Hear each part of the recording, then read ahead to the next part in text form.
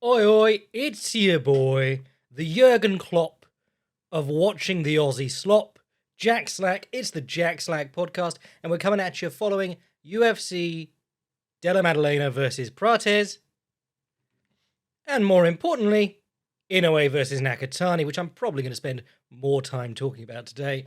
But main event of the UFC card was good. The way this works, Perth in Australia pays a huge sum to the UFC to get them to come a certain number of times a year. And the UFC give them slop. So you had a great main event in this one, and then everything else going down the card. You're like, what was that? Why is he here? Are the Taffer brothers still on the payroll? Why are we hyping up Cam Roston for beating Robert Brycecheck, the only person to ever make Ihor Potieria look elite on the feet? How did they find someone to lose to Wes Schultz? It's just not a very good card talent-wise. The less said about Louis Sutherland versus Tai Tuivasa, the better. Handing Tuivasa his 7th loss on the trot. Expect to see him back, though, for the next Australia card, because they've got to fill these fucking cards. They've taken the money for him. Oh, and the co-main was hilarious, because Beneil Dariush had a fight cancelled that was due to happen last month. Had a fight cancelled fairly quickly, and they were like, oh my god, it's Beneil Dariush, his chin's completely shot. What can we do? Get him on the Australia card against the Australian knockout artist guy. And wouldn't you know it, the first time Kill and Salkill touched him, he imploded. But the main event was good, so we're going to talk about that, because Carlos Prates versus Jack Della Maddalena, that's two elite names in a fairly good division. Della Maddalena coming off his loss to Islam Makhachev, where he lost the UFC welterweight title. Carlos Prates on the bounce back after Ian Gary found him out, basically. And it's been very interesting watching people's attitude to Prates' loss to Ian Gary, because Ian Gary's big problem is that he's cringe. He's an extremely good fighter. He had some great moments against Shavkat Rakhmonov. He put on a blinder against Carlos Prates and got clipped in the 5th round. But people have been bending over backwards to try and take that away from him. So watching people say like, oh, Prates is clearly a much better fighter now. Again, I don't know. I think Ian Gary just solved him and looked pretty good doing it. I do see some stuff there that you're like, that could be a show of improvement. He says he's been working on his footwork a lot, but he hasn't been having to like chase a mobile target around. He's fought Jeff Neal, who just wants to bang, a washed Leon Edwards, and then Jack Della Maddalena, who came straight to him for most of the fight. And none of those guys was pounding in a right high kick constantly on his rear arm, which is what gave him so much trouble in that Gary fight. But like I said on the preview, this is welterweight. He's 6'1", 6'2". The number of guys who can throw up a high kick at that continuously through 25 minutes, very low. Like we're going to talk about with his knees, height makes a big difference on high kicks. So interesting thing number one, Jack Della Maddalena comes out southpaw, typically a switch hitter against orthodox fighters and likes to go southpaw against southpaws, which is not uncommon in switch hitters. The reasoning often being that like southpaws see a lot of orthodox fighters. Orthodox fighters don't get to see a lot of southpaws comparatively, by ratio. And southpaws also don't see an awful lot of southpaws. Southpaw versus southpaw is the least common stance matchup. So you say as the switch hitter, I'm uncomfortable, let's make you uncomfortable too. However, going southpaw against a southpaw opens up the calf kick on the right leg, which is, calf kick, thigh kick, doesn't matter. Kick to the outside of the lead leg, which is what Islam Makhachev did twice in like the opening minute of their fight and basically ruined JDM's leg for the rest of the fight. And, that kick went in pretty largely undefended here. It was really problematic for Della Maddalena. I've seen a lot of slop. I've seen a lot of shit posted about how like Muay Thai beating boxing or high guard does not work in MMA and so on. And we try and talk a little bit about subtlety here on the podcast because we're not working in 140 characters. We're not working in 10-second clips that will go viral. We're talking about fights. And if you just say high guard doesn't work MMA, you're left with the gaping void trying to explain Piotr Jan.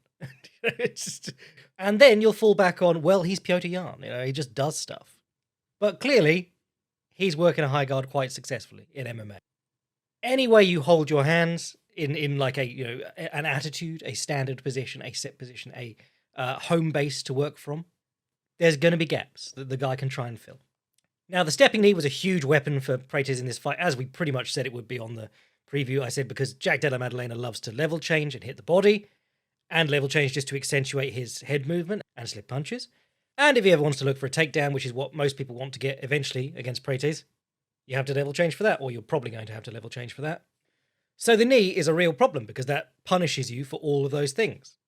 This meshes really interestingly with what we were talking about on the Boycast a couple of days ago. I was breaking down Yuki Yoza versus John Haggerty. Fantastic fight that I've been looking forward to for a long time. Happened in one championship last Wednesday. And Haggerty was able to use the knee to break off Yuki Yoza from stepping inside and throwing his combinations. Because this was a kickboxing match, so no grabbing, no clinching.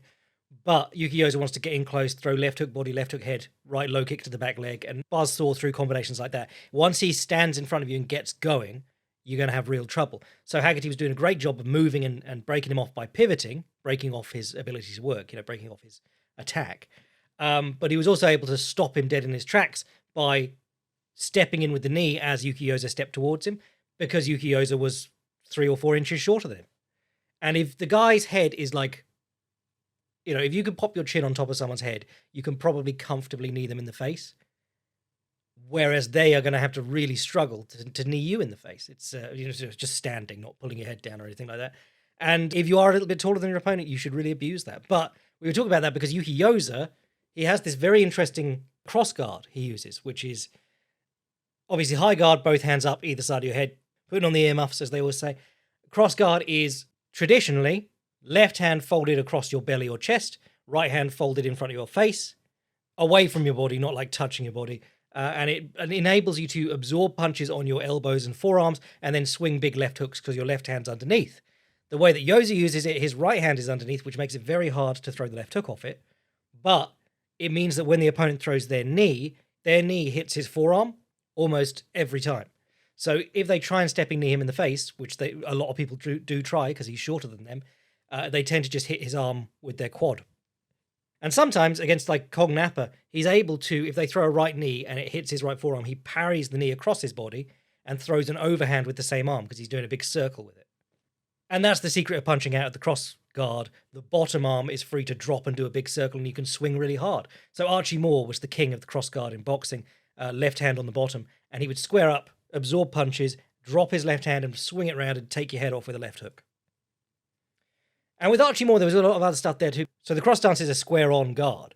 If you turn your body away from the opponent, you blade it so you're more side-on, and you let your elbows drop, you go into the shoulder roll position or the stonewall, Philly shell, whatever you want to call it. So Archie Moore is one of the very few fighters I've seen play those off each other really well. Kawi Dwight Muhammad, he did a little bit of it. But anyway, that is to say... Yeah, it is idiotic to be like, high guard, no work, MMA, knee up middle. But the knee can slide up the middle because physically the barriers are on the sides of the head. If you slot the knee up the middle and he doesn't do anything else to avoid it, you can knee them in the face. Yuki Yoza has that interesting cross guard that literally prevents the guy from kneeing up the middle, but then there's openings elsewhere. So the knee was a huge weapon for Carlos Prates in this fight. Stop the level changes. One of the great things about, like, if you're fighting a good... someone who's got good head movement, they want to use their head movement in their boxing. They want to use it to set stuff up. They want to go to the body. They want to slip punches and create openings for themselves offensively. If you throw knees and body kicks, not head kicks, look for body kicks, because that is what stops them dropping their head. Because if you drop your head onto what should have been a body kick, you're getting knocked out. If you drop your head onto a knee, got a good chance of getting knocked out. You do a few of those to someone, they very quickly stop doing the same head movement. They might not consciously go, I am going to stop moving my head because I'm fucking scared of getting knocked out. But they'll make small motions. They'll try and stay upright. They'll subconsciously even not dip as deep. And then you take away a few degrees of movement. You take away what they're comfortable doing. And suddenly you're popping them with 1-2s just standing in front of you, which is what Carlos Prates did here. Another great example would be Jorge Masvidal against KJ Noons, my beloved KJ Noons. KJ Noons loved dropping his head and weaving and throwing big bombs as he weaved. Think of the one that lad landed the other night in the UFC. Marcio Barbosa against Denis Bazooka weaved out to his right and threw the left hook, and KJ Noons was phenomenal at that. But Jorge Masvidal was like, I think I'm going to keep throwing knees until you stand upright. And then Jorge Masvidal ends up jabbing him up. You know, a guy with really good head movement for MMA, guy who's a really good boxer by MMA standards, suddenly can't avoid a jab because he can't move his head comfortably. And then if a lot of your defense is using your head movement so that you can then counter off it, and you have that taken away, you're going to rely more on just covering up and putting up your guard. And then you get handcuffed. And then the other part of this was the low kick. Again, we're not saying Muay Thai beats boxing. Boxing doesn't work in MMA. But the more you want to use steps in and out, particularly with the jab, the more your feet have to be sort of spread. You can't... This is what we were talking about with Jonathan Haggerty in my article last week. You can't really box with a light lead leg. You have to put your weight down on your feet. Which is why if you meet someone who's who wants to blast your head off with punches, keep kicking their lead leg, because eventually they're going to try and check it. And to do that, they have to get their weight back onto their back foot, and you can keep them off their front foot and from swinging at you in those moments. Or if they don't check, you just hobble them and then they can't punch anyway because their legs are fucked. But the example I always use is Max Holloway versus Alexander Volkanovski 1.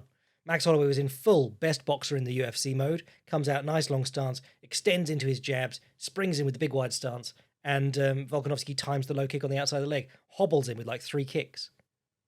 Because timing kicks is way more important than like landing lots of kicks or kicking hard. If you watch Holloway's fight and Volkanovski's fight with Ilia Topuria throws 3 low kicks in the Holloway fight and like 4 in the Volkanovski fight. But he catches them as the guy's pivoting around the lead leg and he buckles the leg in.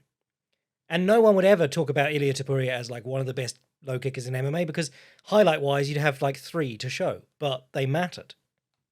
Whereas a lot of big kickers coming from kickboxing with the massive quads, rolling their shorts up over their quads, cutting the slit in their shorts so that people know that they're there to kick.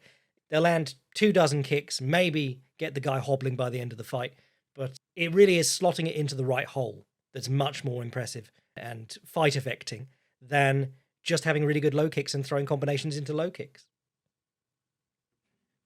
And I say that having just praised Yuki Yoza for throwing combinations into low kicks. But Prates got started with the low kicks early, circled beautifully. Della Maddalena did cut him off at multiple points, push him to the fence. Got some relatively easy takedowns, but his problem was with Prates coming up and showing his back and getting up. And I felt like we got a lot of that on this card, just hammering home the difference between being able to take someone down and being able to keep them down. When the threat of like giving up your back is the only thing preventing you doing it, being like, oh, I'm not supposed to. Very hard to get on someone's back and keep them down. And if you end up like standing on their back, it's not a super position. Rolling with even like regional level MMA fighters, they all learn to shake someone off their back pretty quick. And guys finishing from the back in MMA, there just aren't very many elite finishers from the back in MMA. Everyone's so good now at holding the gloves, not in the illegal way, but if you hold the wrist and the gloves below your hand, it's very hard for them to pull their hand free. I say every episode, like no one, if you haven't got the choke in the first like 15 seconds of being on the back, you're probably just stuck there, or they'll get out eventually. You've got no strikes. So in the first instance, Della Maddalena just jumped clean over the top of him trying to get on the back. And obviously there's the famous photo of Carlos Prates with Leon Edwards on his back standing against the fence, which amounted to nothing for Leon Edwards. So you do a lot of work to get the takedown and you think you're progressing because you've got jumped on the guy's back, but really it's like, what have you gained? You'd rather have him flat on the floor, but he's not giving you that. Even in that fight between fatties, Shamil Gaziev doesn't even narrow it down on this card because we had Tuivasa versus Sutherland, but Brando Pericic versus Shamil Gaziev. Shamil Gaziev got the takedown and Pericic just went, I'm going to give up my back and get up. And yeah, wrestling, the technique is that you turn your back and you get up. But when chokes are allowed, it's supposed to be like, oh my God, don't show your back. But MMA quickly worked out that the threat of the rear naked choke is pretty bullshit for the most part. Like, it is the most common finish, but it also happens for a load of other reasons that aren't just, oh my God, I showed the guy my back. So basic level shit, but you're still seeing it play out in the high level fights that a guy can work as hard as he wants for a takedown, but if the other guy just goes, here, have my back while I stand up, they're basically daring you to like jump on their back and risk falling off, or let them get up without trying to jump on their back. And Matt returning the guy forever is really hard work too. So like it's not always an option. So I think this one kind of, obviously completely different fight, but kind of played out similarly to the Makhachev fight for JDM in that he was victim to the low kicks early, and it had already thrown him off. You know, he's having to change back to orthodox stance. Switch hitters hate being forced to fight in one stance. They like to have the choice to be like, I'm going to be southpaw now. I'm going to be orthodox now. And if one of their legs gets hobbled, then they have to fall back on the other stance. I thought Prates' hands looked good, but that was bolstered by the fact that Della Maddalena was sort of just covered and couldn't really use his head movement as effectively. Della Maddalena had some moments of getting to the body along the fence, which I really liked, but it's hard to do that with any consistency when the guy is throwing a knee every time you enter and then you fall into the clinch afterwards. But a great victory for Carlos Prates. Really impressive performance. He was lighter on his feet. He was moving well. He did concede some very easy takedowns. Like, I don't want to say he didn't look like he was fighting them, because he was trying to fight them, but it looked like there was almost no resistance when he was getting locked hands doubled along the fence. And I'm sure that he's very good at getting up and not getting strangled from the back or mat returned.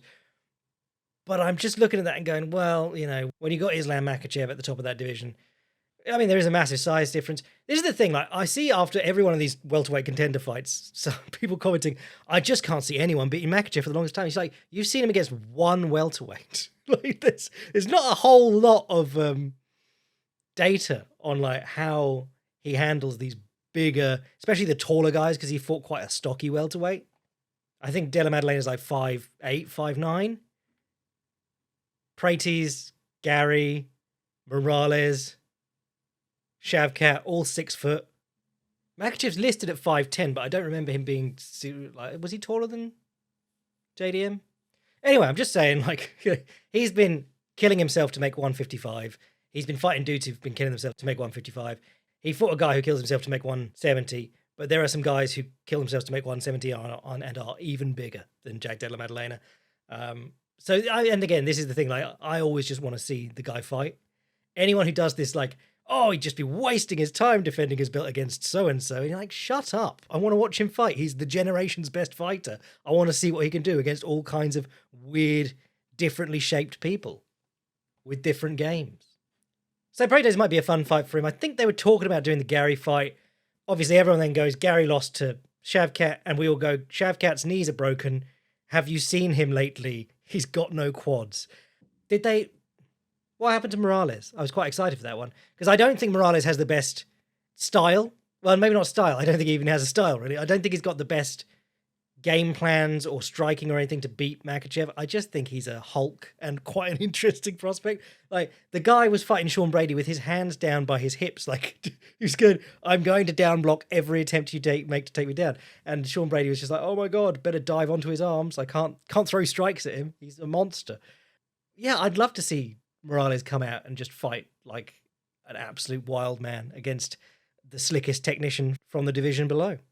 Anyway, enough ruminating about welterweight. Co-main was Salkill versus Benavidez. Dariush dropped him in the first exchange through the left high kick and poked him with the left straight. Dinged him coming in. Was clearly just like a little flash. He fell over, but they still count in kickboxing. That's still a knockdown. You just got 10-8'd, except you got the finish in the first round. That move is still an all-time classic if you go watch any good Nak Muay. I was just watching, who was I watching the other day? Anantasak. He was doing it loads.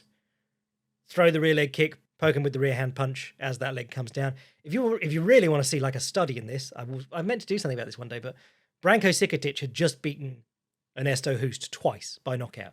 He was the K1 Grand Prix champion. He was the K1 champion. He was the best kickboxer in the world. Andy Hook had 2 kickboxing matches. Then he got a fight against Branko Sikotic. He did that one move about 80 times in that fight and kept punching him flush in the face. And Sikotic never worked it out. I mean, there's not a lot to work out. It's like, do I continue to worry about the left kick being real? Or, just him raising his knee? Do I stop blocking the left kick? Can't do that. So then you just keep getting poked with the left hand afterwards. But anyway, I thought Salkill did a good job of defending the takedowns from a very strong clinch fighter. Avoided getting fucked up on the ground by an elite level black belt. And then he turned out of a clinch with the right hand and followed with punches to knock him out because Benny's chin is shot. which I've been saying for years, but I think we know it is shot. He had that one bounce back fight against Moicano, but it's been the first time someone touches him seriously. He just collapses. And I think there's something, because I was watching, I checked the old Reddit thread of this fight, and people going, Benny's chin is as bad as his defense or something like that. And it's like, if you remember Beneil Dariush, she's been working with Rafael Cordeiro for 15 years. Rafael Cordeiro used to be head coach at Shootbox. Shootbox was the big Brazilian gym. Well, there were two of them, but it was the big one during the Pride era. And they produced these madmen. Vanderlei, Shogun, Ninja, Pele, Anderson Silva, but then he left to Minotoro's new team and he started actually being able to use his technical striking. But they used to do this hard sparring. They used to have gym wars and they'd knock each other out in the gym. And if you see any footage of the sparring at like King's MMA, which is where Cordeiro is now, they are sparring hard. There's this clip from Vanderlei Silva and Verdum back in the day where they're just fucking wailing on each other. And the thing that does, that kind of sparring, hard sparring, as often as possible, is that it teaches you, it doesn't teach you to defend yourself. It teaches you kind of like, I'm being bullied, but if I punch this guy as hard as I can first and I stay on him, he's not punching me. So Verdum is a brilliant example, but Beneil Dariush is another one. And they both came through that gym. They just learned to get on the front foot and strike hard and fast and not let up. And then their striking looks super good because they keep the other guy on the back foot. And then people go like, wow, has their defense gone to shit when they start losing? Or why did they never learn defense? And they never learned defense because they never had to be on defense. Their defense was to just push their offense down the other guy's throat. Verdum literally just went 1-2, 1-2, 1-2, grab, knee. And at the time, people were like, his striking's elite. When really, it's like his gas tank, his grit, they were all elite. Like the technical stuff of what he was doing striking-wise was not super impressive. I mean, it was good for a heavyweight, but he really, like, when he got hit, he would stop in place and just throw back 1-2, 1-2 as hard as he could. And that's the shit you learn from sparring hard. You just go, fuck, can't cover up because he'll just keep beating on me. Anyway, anything else good on that card? No. Cody Steele got a heel hook on Don Marfan in the first round, in the very first fight of the night. And this was so interesting. The commentators didn't have a clue what he was doing for the first part, but we've been talking about this for a little while. Ryan Hall just brought out a whole series on it called The Outside Funk. When you're turtled and the guy is next to you, you wrap your arm around their leg that's nearest your head and you roll over the top. And you end up in this weird position where your butt's on top of them, but their leg's under you. You've lifted their leg up onto your shoulders. So they can't stand up. And Cody Steele ended up there. Don Marfan had his free leg behind Cody Steele's butt. And Cody Steele cleared the leg, threatened to come on top, pulled the leg through again when Don Marfan tried to stand up, got to 50-50, inverted through under him and did a backside 50-50 heel hook. Tore his whole shit up. Cody Steele, very, very good grappler. Seems like a colossal douche to compete against. There's a clip of him in the gi as a brown belt, just suplexing a guy on top of his head and getting disqualified for it. They're like, you're not allowed to do that here. And he's like, yeah, celebrating like he just got the Olympic medal. But very slick grappler, and he trains with a lot of very good grapplers too. I thought this was a brilliant performance. And Outside Funk, legit. A continuation of the Ryan Hall stuff where everyone used to use the clips of the Ryan Hall Ilia Topuria fight being like, jiu-jitsu doesn't work against real fighters. It's like, no, he did it old and injured as fuck against everyone until he met the best fighter of the generation. Still the only person who beat him, except for like his first fight in 2004 or some shit. But yeah, YouTube, Ryan Hall Outside Funk, because he's got a little breakdown of what the position is. And you're seeing it more in grappling. I think you'll see it more in MMA because it is such a useful way to turn a bad position into like a they can't really hit me position. Corey Sandhagen does it, and Carlos Vera, who's out of 50-50, he does it too. He did it a bunch of times against Rinya Nakamura, very good wrestler in the UFC. So the other thing that really interested me this weekend was Naoya Inoue versus Junto Nakatani. Banger fight, super bantamweight, all the belts on the line. They called it The Day in Japan and here, but that was the name they chose for it. They used the match for Tenshin versus Takeru in kickboxing, but The Day works just as well. I'm a big Nakatani fan. I know I always rated Inoue better because Inoue is just a monster, like generational talent. Gone up in weight. Is it twice now? And he still has like more punch than everyone he ever fights. But Junto Nakatani coming up behind him, having won a load of belts in the division that Inoue had just come from. Long, gangly guy, taller than Inoue. Weird ass style where he gives up his reach a lot and fights with uppercuts and hooks on the inside. Both fantastic knockout artists. I was interested to see how this played out because Nakatani giving up his reach basically every fight he's had, he's embraced it as a tear up and not made the most use of like his big build for those divisions. And it's like, do you want to embrace a tear up with one of boxing's scariest punches? And for the first 6 rounds of this fight, it's kind of dull. He doesn't. And Inoue's scoring with right hands to the body and not much else. The odd jab. And then the second half of the fight, Nakatani goes, I presume he must have got hit at some point and just gone, actually, that's not so bad.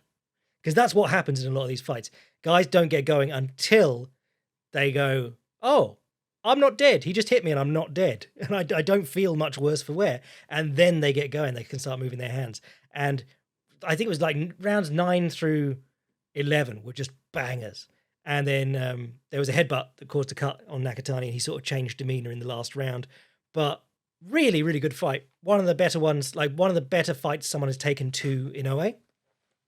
And a great one to watch just for sort of like the stylistic matchup. Inoue, his right hand is a fucking piston, man. He throws a straight right that just, it's like that hydraulic press YouTube channel. Like, he just goes bang and people's head goes fucking flying backwards. There was someone on Twitter, he was like a cosplayer or something like that, but he's a Japanese lad. And he goes, I got knocked out by Inoue. This is my proudest possession. And he shared this video of them as like amateurs, skinny little kids in like a high school gym. And Inoue, they're moving around like normal kids, and then Inoue hits him with his right hand, and he just sends him fucking flying through the air onto the ropes. The power he has in this right hand is crazy. Because the thing about like a right straight, particularly the way he throws it, where he just squares his shoulders, he doesn't even go all the way through a lot of the time. The thing with the right straight is that it's got more like extension of the arm in it than say an overhand or something like that. An overhand, you step in and you swing your whole body behind it. With straight punching, you can't get away from the fact that a lot of it is your arm, even when you're trying to bring your shoulders and hips and everything into it. So it's crazy how he blasts people like that. And through the early rounds of this fight, he was stepping with the jab and shooting the right straight to the body, and that was the main scorer for both men. Like Nakatani wasn't really doing anything. He was trying to lean back and counter a left hand counter across the top of the right hand. And there's a fantastic slow-mo from one of the early rounds where Inoue moves in over a big distance, because we're talking like Inoue is significantly shorter and Nakatani's stance is so fucking long. He's standing like a horse stance, standing in almost the splits. And that seemed to be like a plan to bring Inoue to him, to make him really overextend and then try and time the left hand counter. And Inoue throws the right hand, hits the body, the left hand counter comes back, and in slow-mo you can see him turn his head just in front of the blow. It's incredible. Nakatani also has this monstrous overhand. I can't remember who the lad he knocked out was. I think it was Andrew Maloney, but it was like the knockout of the year that year. He's a southpaw and he goes back, he squats down wide in his stance, drops his weight, and then comes with the overhand from like a foot shorter than where he was. It's a really weird punch. And his rear hand was like the story of his success in this fight. Sometimes he'd throw it straight and score, but a lot of the time we talked about this with Yoenli Hernandez, Cuban, who's, I think he's first in line for a shot at Lara's belt. But when he was fighting at the World Championships in the Olympics as an amateur, he'd meet southpaws and he'd throw his right hand long and wide in a whipping hook around the side. And normally when you throw a right hook, it's more of an overhand. You throw it across the top of the guy's jab and across the top of his shoulder against an orthodox opponent. But when they're a southpaw, you can throw it in from the side, like from 3 o'clock, straight in, which is a weird punch, but quite easy to see coming because it has to come outside the line of your body. But what a lot of guys will do is throw it to hit the guard and move in behind it and start combination punching. Because if you throw it really hard, you still move the guy. You put him on his heels a bit. You move him, you move his weight in his stance, and you get that chance to follow up on him. So Yoenli Hernandez does a great job of throwing that right hook against the guard and moving and putting his head outside the glove that he's just punched, and then coming up with uppercuts and stuff. Nakatani does that too, but he throws a long left hand against the guard and comes with the right hook afterwards or the right uppercut. His success in this fight was when he got 4 punches going.